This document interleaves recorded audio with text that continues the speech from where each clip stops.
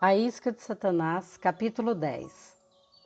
Para que não os escandalizemos, não nos julguemos mais uns aos outros. Pelo contrário, tomai o propósito de não pôr tropeço ou escândalo ao vosso irmão. Romanos, capítulo 14, versículo 13. Acabamos de ver como Jesus ofendeu muitas pessoas quando viajava e ministrava. Parece que em quase todos os lugares aonde ia, as pessoas se ofendiam. Neste capítulo, quero abordar o outro lado disto. Jesus e seus discípulos haviam acabado de voltar a Cafarnaum. Eles haviam completado um círculo ministerial e havia chegado para um descanso curto, mas muito necessário. Se havia um lugar que poderia ser considerado a base do seu ministério, era aquela cidade. Enquanto estavam ali, Simão Pedro foi abordado pelo oficial responsável pela coleta dos impostos do templo. Não paga o vosso mestre as 2 dracmas? Mateus, capítulo 17, versículo 24. Pedro respondeu, sim, e voltou para discutir o assunto com Jesus. Jesus havia previsto a solicitação do coletor de imposto. Então perguntou a Simão Pedro, Simão, que te parece? De quem cobram os reis da terra impostos ou tributo? Dos seus filhos ou dos estranhos? Dos estranhos, disse Pedro. Logo, estão isentos os filhos. Mateus, capítulo 17, versículo 25 e 26. Jesus está provando para Pedro o ponto de vista de que os filhos são livres. Não são eles que pagam os impostos. Eles são os que se beneficiam dos impostos. Eles vivem nos palácios mantidos pelos impostos. Os filhos comem à mesa do rei e vestem vestimentas reais, todos fornecidos pelo dinheiro dos impostos. Eles vivem gratuitamente e são mantidos gratuitamente. Aquele oficial recebia os impostos do templo. Mas quem era o rei ou o proprietário do templo? Em honra de quem ele havia sido construído? A resposta é: Deus Pai. Pedro havia acabado de receber do próprio Deus a revelação de que Jesus era o Cristo, o Filho do Deus vivo. Com base nisso, Jesus estava perguntando a Pedro: se eu sou o filho daquele que é o proprietário do templo, então não estou isento de pagar o imposto do templo? É claro que ele estaria isento. Ele estaria totalmente justificado em não pagar o imposto. Mas veja o que ele diz a Simão Pedro.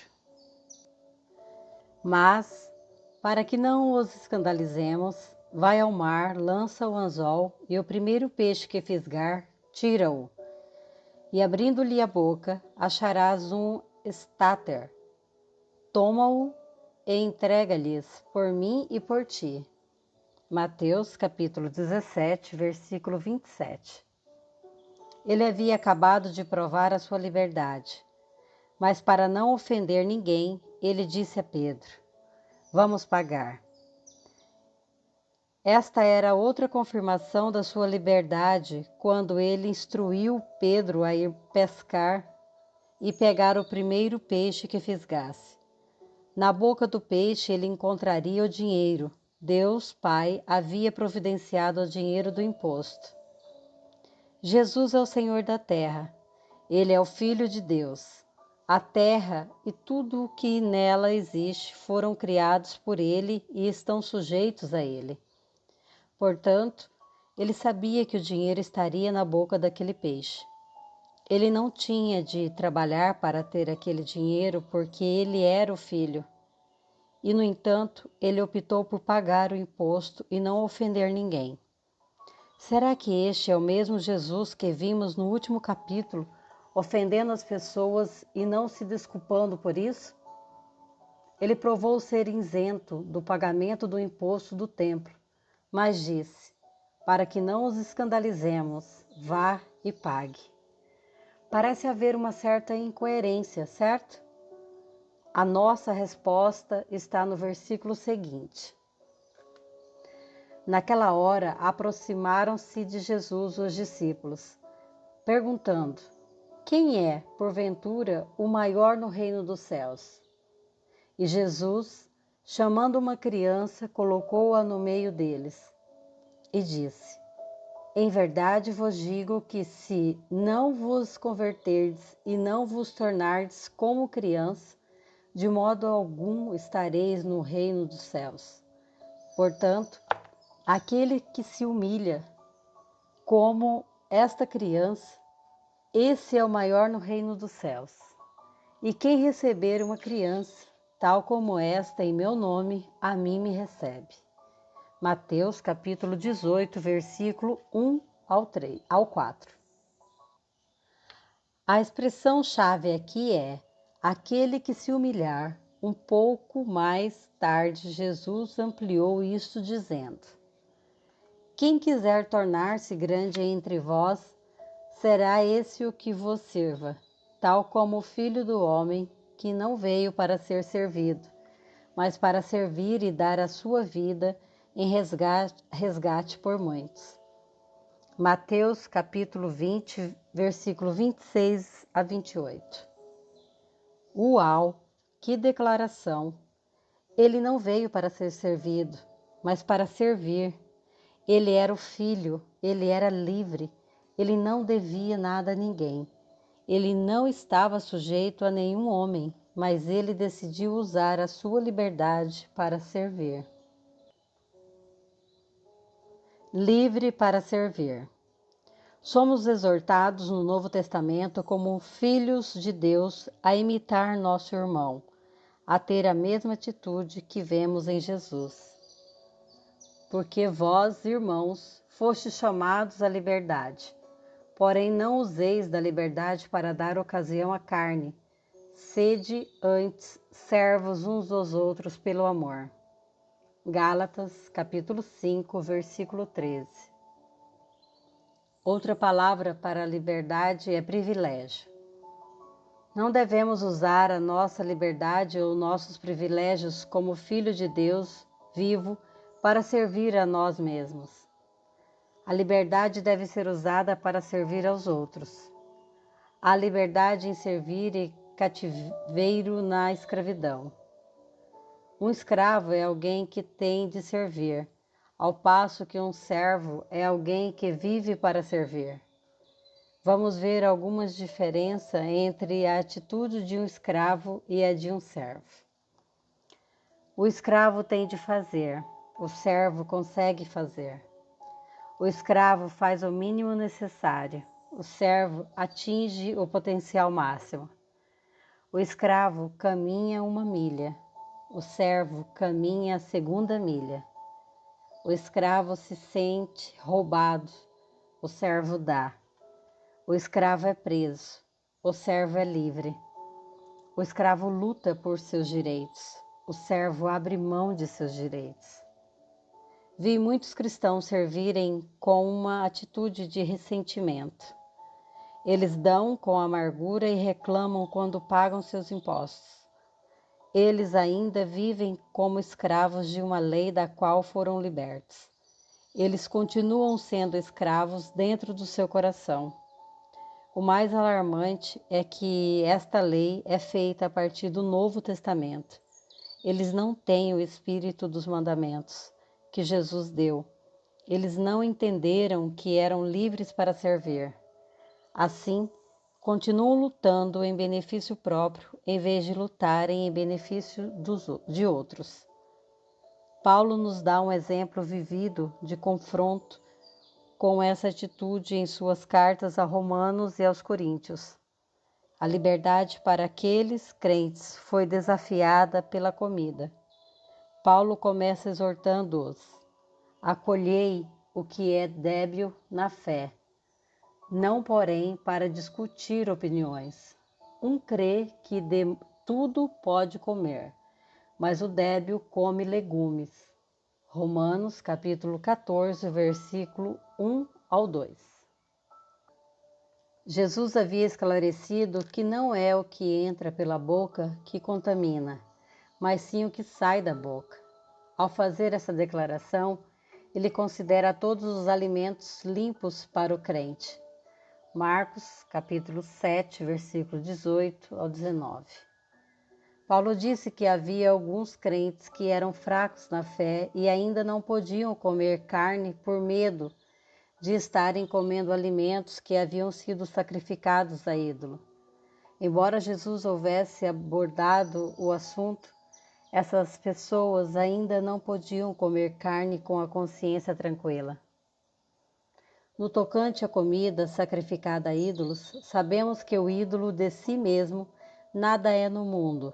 Todavia, para nós há um só Deus, o Pai, de quem são todas as coisas e para quem existimos, e um só Senhor, Jesus Cristo, pelo qual são todas as coisas, e nós também por Ele. Entretanto, não há esse conhecimento em todos, porque alguns, por efeito da familiaridade até agora com o ídolo, ainda comem dessas coisas como a eles sacrificadas, e a consciência destes, por ser fraca, vem a contaminar-se.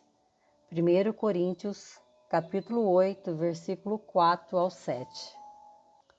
Naquelas igrejas, os cristãos que tinham a fé mais forte estavam comendo carne de origem duvidosa diante dos santos mais fracos. Isto estava causando um problema. Embora Jesus tivesse purificado estes alimentos, os mais fracos não conseguiam se livrar da imagem da carne no altar de um ídolo. Os santos mais fortes sabiam que aquele ídolo não era nada e não tinham qualquer problema de consciência em comer. Mas parece que eles estavam mais preocupados em exercer os seus direitos como crentes neotestamentários do que em ofender seus irmãos. Sem perceber, eles haviam colocado uma pedra de tropeço no caminho de seus irmãos mais fracos. Esta atitude não está presente no coração de um servo. Veja como Paulo se dirigiu a eles. Não nos julguemos mais uns aos outros. Pelo contrário, tomai o propósito de não pordes tropeço ou escândalo ao vosso irmão, porque o reino de Deus não é comida nem bebida, mas justiça e paz e alegria no Espírito Santo. Romanos, capítulo 14, versículo 13 ao 17. Ele estava dizendo: vamos nos lembrar do que se trata realmente o reino. Justiça, paz e alegria no Espírito Santo.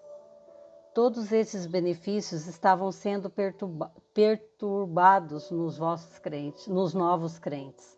Os crentes mais fortes não estavam usando a sua liberdade para servir, mas como uma plataforma para defender os seus direitos.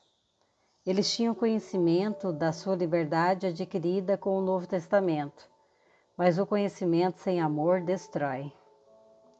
Eles não tinham o coração de Jesus em relação a esse assunto.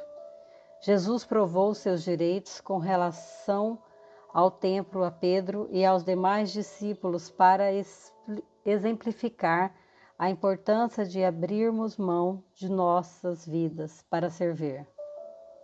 Ele nunca pretendeu que a liberdade fosse uma licença para exigirmos nossos direitos e fazer com que os outros se ofendessem e tropeçassem. Paulo deu esta advertência àqueles que tinham conhecimento dos seus direitos em Cristo, mas não tinham o coração de Cristo para servir. E assim, por causa do teu saber, perece o irmão fraco, pelo qual Cristo morreu. E desse modo, pecando contra os irmãos, golpeando-lhes a consciência fraca, é contra Cristo que pecais. 1 Coríntios, capítulo 8, versículo 11 e 12. Podemos usar a nossa liberdade para pecar Como? Ferindo aqueles que têm uma consciência mais fraca, fazendo com que um dos pequeninos de Cristo se ofendam e tropecem, abrindo mão dos nossos direitos.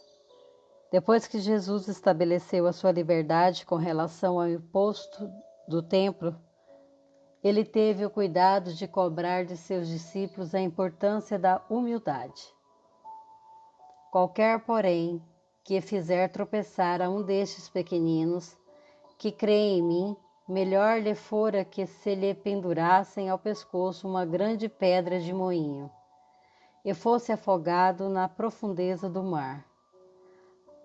Aí, qualquer, porém, que fizer tropeçar a um destes pequeninos, que crê em mim, melhor lhe fora que se lhe pendurassem ao pescoço uma grande pedra de moinho, e fosse afogado na profundeza do mar. Ai do mundo, por causa dos escândalos, porque é inevitável que venham escândalos, mas ai do homem pelo qual venha o escândalo. Portanto, se a tua mão ou o teu pé te faz tropeçar, corta-o e lança-o fora de ti. Melhor é entrares na vida manco ou aleijado do que tendo 2 mãos ou 2 pés, seres lançado no fogo eterno. Se um dos teus olhos te faz tropeçar, arranca-o e lança-o fora de ti. Melhor é entrares na vida com um só dos teus olhos do que tendo 2, seres lançado no inferno de fogo. Vede, não desprezeis a qualquer destes pequeninos, porque eu vos afirmo que os seus anjos nos céus veem incessantemente a face de meu Pai Celeste. Mateus capítulo 18, versículos 6 ao 10. Este capítulo inteiro de Mateus trata das ofensas. Jesus está dizendo claramente para nos livrarmos de qualquer coisa que nos faça pecar, mesmo que seja um dos nossos privilégios dados pelo Novo Testamento. Se alguma coisa fizer com que o seu irmão mais fraco peque, corte-a pela raiz. Você pode se perguntar, então, por que Jesus estava ofendendo a tantas pessoas? Como vimos no capítulo anterior deste livro, a resposta é simples. Jesus ofendeu algumas pessoas por obedecer ao Pai e servir aos outros. A ofensa praticada por ele não ocorreu porque ele estava exigindo os seus direitos. Os fariseus se ofenderam quando ele curou no sábado. Seus discípulos se ofenderam com a verdade que seu pai o mandou pregar. Maria e Marta se ofenderam quando ele atrasou o seu retorno para curar Lázaro. Mas você não verá Jesus ofendendo as pessoas por servir a si mesmo. Paulo, em sua carta aos Coríntios, fez essa advertência. Vede, porém, que esta vossa liberdade não venha de algum modo a ser tropeço para os fracos. 1 Coríntios, capítulo 8, versículo 9. A nossa liberdade nos foi dada para servir e para abrirmos mão de nossas vidas. Devemos edificar e não destruir. Essa liberdade também não nos foi dada para acumularmos coisas para nós mesmos. Por termos usado a liberdade desta maneira, muitos hoje estão ofendidos com o estilo de vida dos cristãos. Ouça novamente a advertência que nos foi dada em 1 Coríntios, capítulo 8, versículo 9. Vede, porém, que esta vossa liberdade não venha de algum modo a ser tropeço para os fracos. Eis um exemplo de como vi este mandamento ser quebrado. Em minha segunda viagem ministerial à Indonésia, levei Lisa, meus filhos e uma babá. Chegamos em Denpasar, Bali, uma ilha turística. Um membro do conselho da igreja que estávamos visitando possuía um hotel modesto em uma parte muito barulhenta da cidade.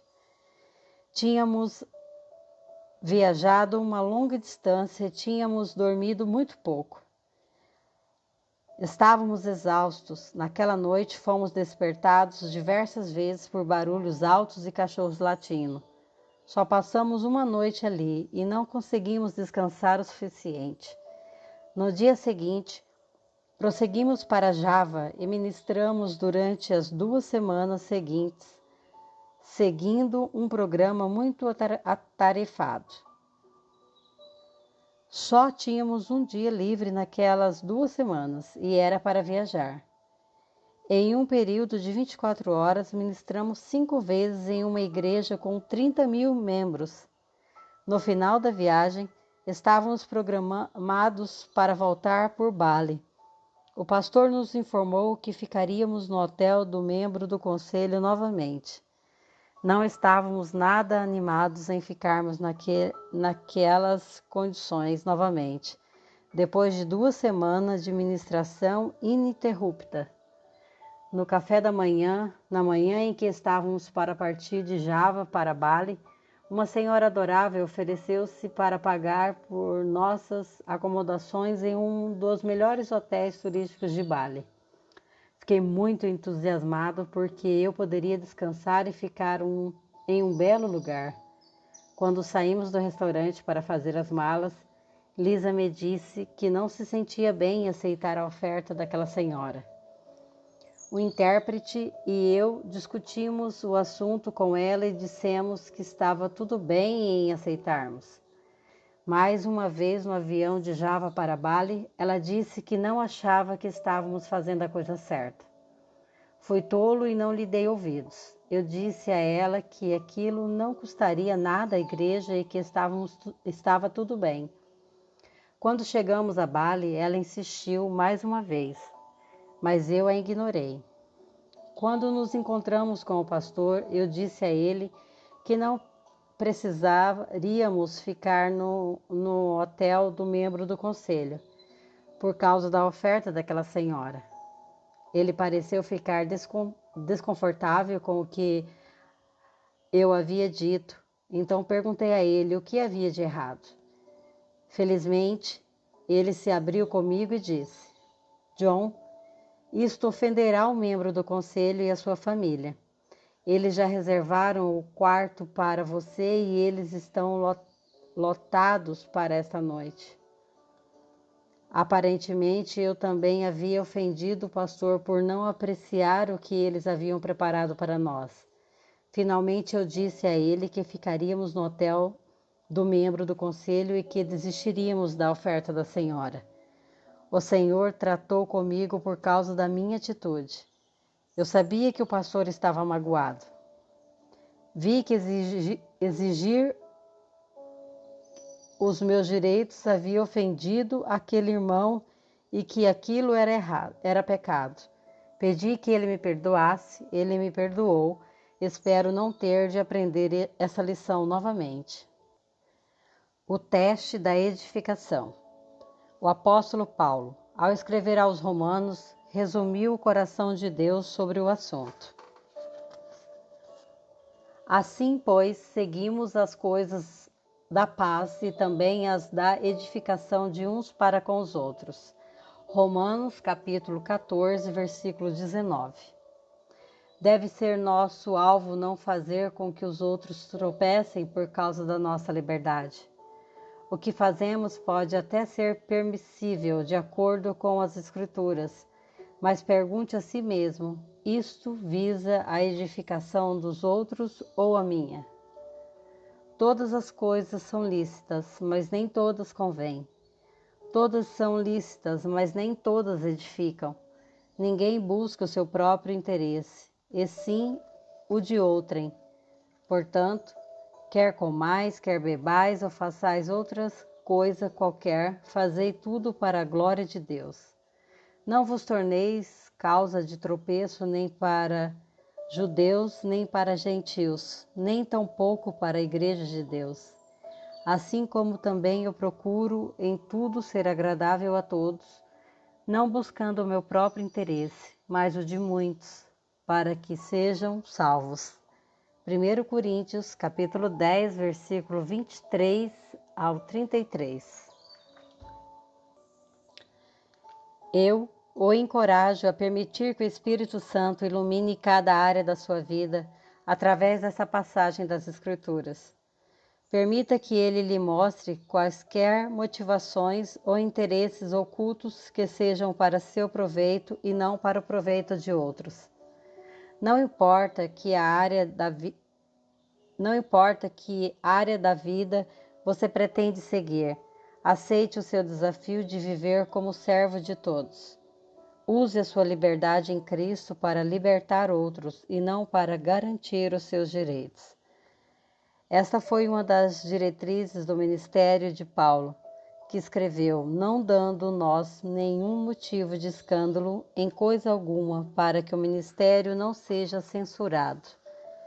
2 Coríntios, capítulo 6, versículo 3.